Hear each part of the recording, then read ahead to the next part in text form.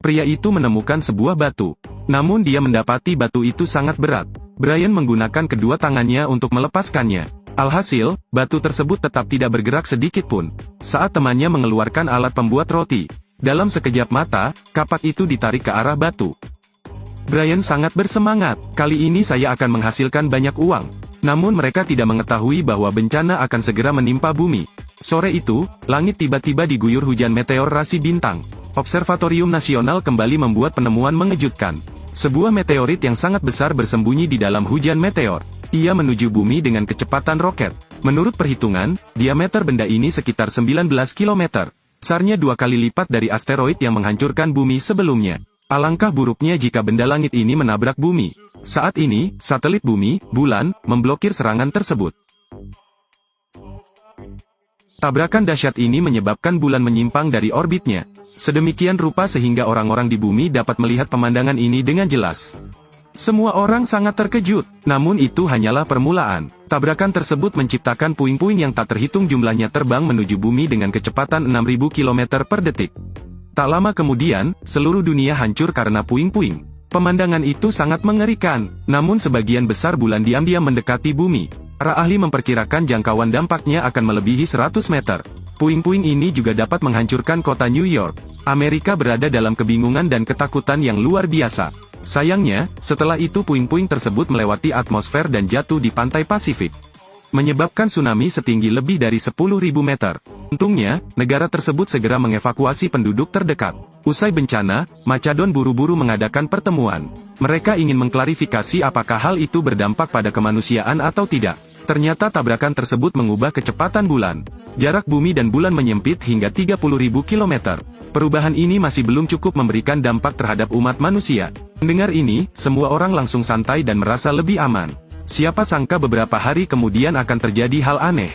Saat pertandingan bisbol, anak laki-laki itu memukul bola sejauh 1.000 meter. Ketika anak laki-laki itu melepaskan tongkatnya, seluruh lapangan sepak bola langsung meledak dalam serangkaian kilatan listrik.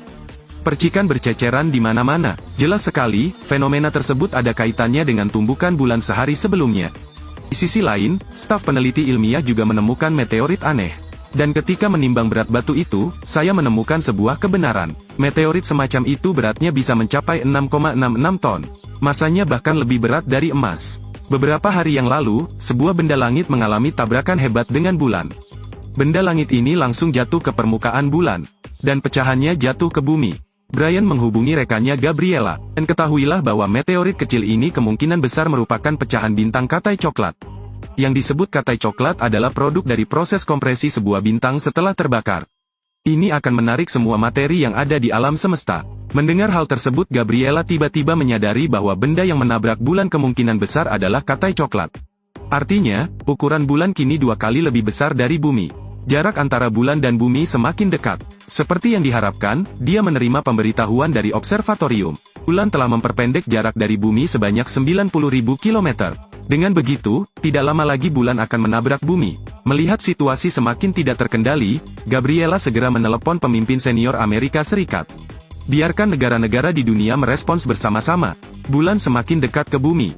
Badai elektromagnetik tiba-tiba melanda bumi. Dalam sekejap, seluruh ponsel dan komputer lumpuh. Yang lebih menakjubkan lagi adalah manusia bisa terbang di udara. Selanjutnya benda tersebut juga terbang. Karena tidak mungkin memprediksi berapa lama medan magnet akan bertahan, para ahli merekomendasikan agar masyarakat tetap berada di dalam rumah. Namun bencana terjadi begitu cepat, mereka yang tidak bisa bersembunyi di dalam rumah tersedot ke udara. Penumpang kereta berkecepatan tinggi juga bisa merasakan pengalaman terbang tinggi. Kemudian seluruh kereta mulai meninggalkan rel dan terbang ke udara. Kereta berkecepatan tinggi itu jatuh dari langit dan seketika pecah menjadi 4 atau 5 bagian. Melihat situasi tragis di layar sangatlah memilukan bagi semua orang. Bencana ini telah menimbulkan kerugian besar yang tidak terhitung banyaknya. Bulan mengikuti orbitnya secara bertahap menjauhi bumi. Namun tak lama kemudian Brian menyampaikan kabar tersebut. Berdasarkan seberapa cepat bulan bergerak sebelumnya, orbitnya semakin menyempit. 39 hari kemudian pasti akan jatuh ke bumi. Semua orang bingung. Perlu diketahui bahwa asteroid menyebabkan kepunahan dinosaurus. Bulan memiliki diameter lebih dari 3.500 km. Artinya, setelah tumbukan, seluruh bumi akan hancur. Amerika telah meluncurkan ribuan roket, bertujuan untuk meledakkan bulan untuk menyelamatkan bumi. Di mata masyarakat, hulu ledak nuklir menembus langit dan terbang ke bulan. Beberapa hari yang lalu, katai coklat bermassa 2 kali bumi bertabrakan dengan bulan dengan kecepatan 6.000 meter kubik per jam. Para ahli menghitung 39 hari setelah bulan akan menabrak bumi, saat itulah peradaban manusia akan hancur. Menghadapi ancaman tersebut, Machadon mengadakan pertemuan. Astronom Gabriela merekomendasikan peluncuran roket nuklir untuk melalui tolakan membawa bulan ke kisaran gravitasi matahari. Namun, pihak militer mengatakan hal itu tidak mungkin dilakukan. Mereka memutuskan untuk menggunakan alternatif yang jauh lebih buruk, yaitu menembakkan proyektil nuklir yang tak terhitung jumlahnya ke bulan untuk menghancurkannya. Dengan begitu, meski bumi musnah, manusia tidak akan binasa.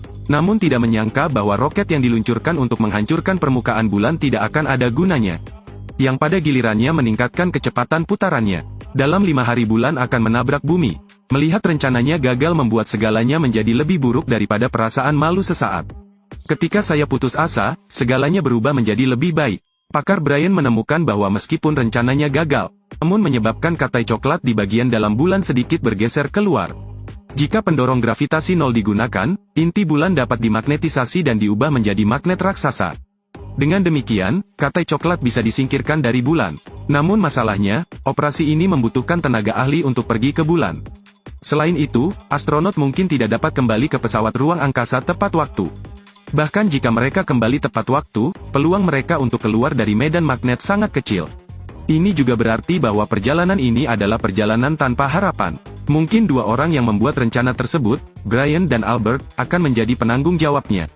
Akankah mereka akhirnya menerima misi ini atau tidak? Dan akankah umat manusia mengatasi bencana ini? Lagi pula, kekuatan macam apa yang bahkan bisa membuat sebuah kapal terbang? Lalu membuat kendaraan yang tak terhitung jumlahnya terbang ke angkasa seperti balon udara? Sesaat sebelum itu, sebuah katai coklat menabrak bulan. Tabrakan tersebut menyebabkan keseimbangan antara bumi dan bulan terganggu.